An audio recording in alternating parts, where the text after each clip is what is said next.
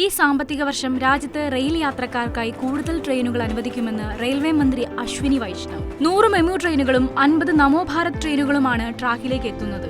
ഇതിനു പുറമെ 3 വർഷത്തിനുള്ളിൽ 200 പുതിയ വന്ദേ ഭാരത് ട്രെയിനുകൾ രാജ്യത്ത് ഓടിത്തുടങ്ങുമെന്നും മന്ത്രി വ്യക്തമാക്കി.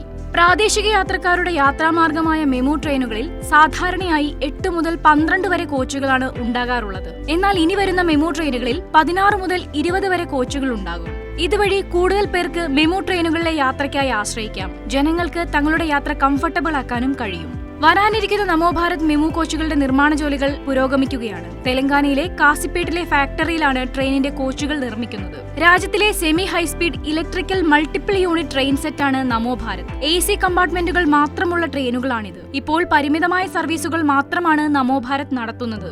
നിലവിൽ ഡൽഹി മീററ്റ് റൂട്ടിലാണ് ഈ ട്രെയിൻ സർവീസ് ഉള്ളത്. നമോ ഭാരതിന് സമാനമായി ഒരു സെമി ഹൈസ്പീഡ് റെയിൽപാത നിർമ്മിക്കാൻ 2024 കേരള സർക്കാർ കേന്ദ്രത്തിന് കത്ത് നൽകിയിട്ടുണ്ട്.